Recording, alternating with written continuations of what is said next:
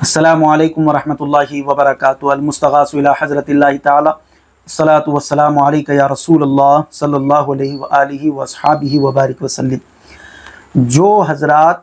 جو مسلمان سورہ اخلاص یعنی قل هو اللہ احد کے سورے کو بار بار پڑھنے والے ہیں، جو حضرات سورہ اخلاص سے محبت کرنے والے ہیں، جو حضرات سورہ اخلاص کو اپنے دل میں بٹھانے والے ہیں، آج وہ اس حدیث مبارکہ کو سنیں گے تو انشاءاللہ تبارک و تعالی اس صورت سے انہیں اور محبت پیدا ہوگی، وہ اور اس صورت کو پڑھنے لگ جائیں گے۔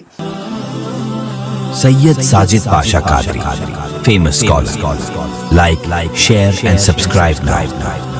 ایک روایت کا مفہوم ہے، حدیث مبارکہ کا مفہوم ہے کہ ایک صحابی رسول صلی اللہ تعالیٰ علیہ وآلہ وسلم کے بارے میں صحابہ کرام نے رسول کریم صلی اللہ تعالیٰ علیہ وآلہ وسلم سے عرض کیا کہ یا رسول اللہ صلی اللہ تعالیٰ علیہ وآلہ وسلم، یہ صحابی رسول صرف نماز میں سورہ اخلاص ہی پڑھتے ہیں یا صرف سورہ اخلاص ہی کی یہ تلاوت کرتے ہیں۔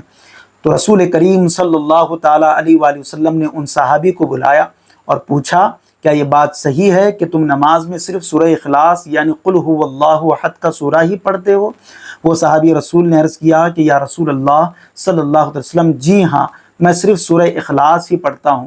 رسول کریم صلی اللہ تعالیٰ علیہ وسلم نے ارشاد فرمایا تم دوسری آیتیں کیوں تلاوت نہیں کرتے، دوسرے سورے کیوں نہیں پڑھتے؟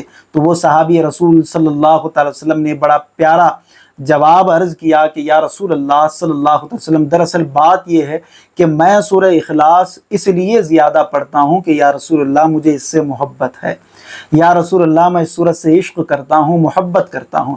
رسول کریم صلی اللہ تعالیٰ علیہ وسلم نے ارشاد فرمایا تو پھر یہ تمہیں جنت میں لے جانے کے لیے کافی ہے۔ سبحان اللہ، پھر یہ تمہارے لیے جنت کی ضمانت دار ہے۔ یہ صورت کہ جس صورت سے تم نے محبت کا دعویٰ کیا ہے، کل بروز حشر یہ صورت جو ہے تمہاری شفاعت بھی کرے گی اور تمہیں جنت میں داخلہ بھی دلوائے گی۔ سامعین محتشم، قل هو اللہ احد کا سورہ ہر مسلمان کو یہ آنا ضروری بھی ہے، اس لیے کہ سورۃ التوحید بھی اس کو کہا گیا ہے۔ یہ توحید والا سورہ ہے، اللہ تبارک و تعالیٰ کی وحدانیت اور یکتانیت، اللہ تبارک و تعالیٰ کی یکتانیت اس میں بیان کی گئی ہے۔